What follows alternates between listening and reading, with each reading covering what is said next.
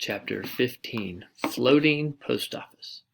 When Hugo got back home that day, he went straight to his room. There was a little stream that ran right into Hugo's bedroom through a hole in the bottom of the wall. It wiggled across the room and then went out another hole in the wall by Hugo's toy chest.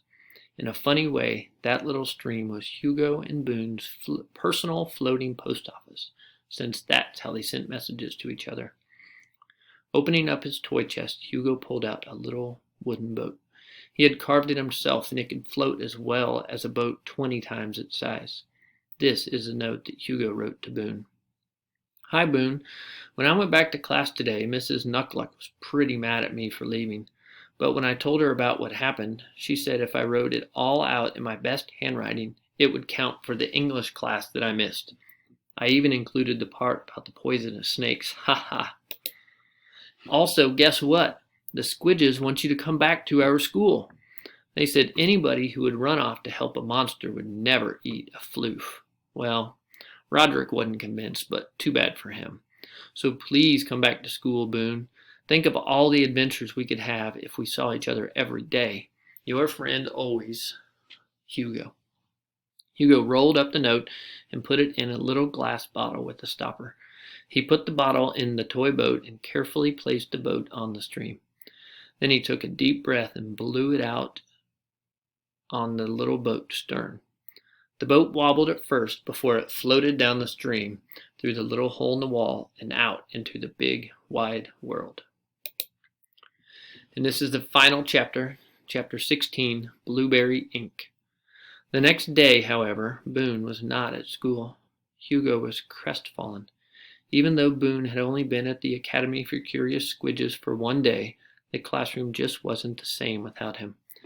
The empty seat beside Roderick seemed like it was waiting for Boone to sit in it. Even helping to name the floofs didn't cheer Hugo up. The class finally settled on the names Daisy and Mr. Biggles.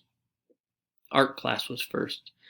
They were learning how to make ink out of blueberries. It was something Hugo had been looking forward to doing for weeks, but he just couldn't feel happy about anything today. Mrs. Nuckluck gave everyone a wooden bowl full of blueberries and a wooden pestle. The first thing they had to do was smash all the berries to get the juice out of them. The Squidges smashed and bashed so loudly that no one heard the footsteps running down the hall outside the school and into the classroom. Sorry I'm late, a voice cried from the back of the room. Everyone turned around, and there was Boone, with his 38 freckles in his brown paper bag. You're here, cried Hugo. Of course. I would have come sooner, but I just got your note a few minutes ago, said Boone. The river's current is running a little slow, which, by the way, is one of the drawbacks of a floating post office.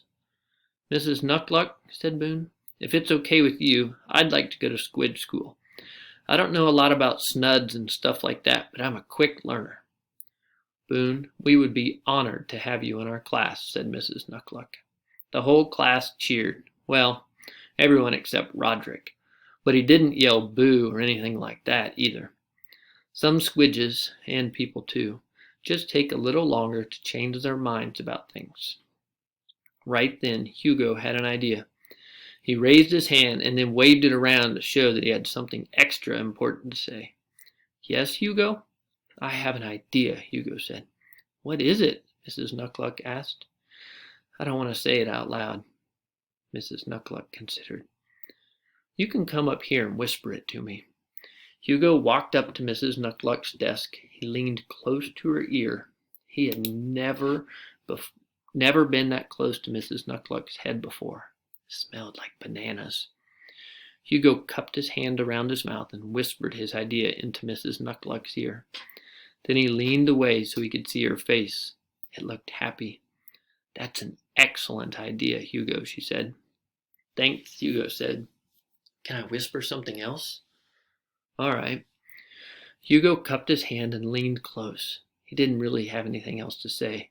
He just wanted to smell her head again. But since he had to say something, he asked, Why does your head smell like bananas?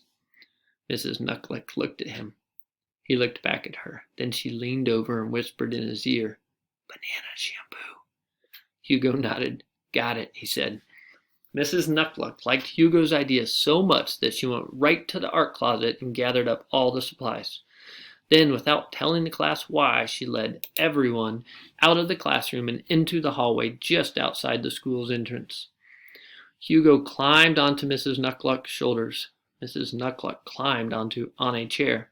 She handed Hugo a container of blueberry ink and a pine needle paintbrush.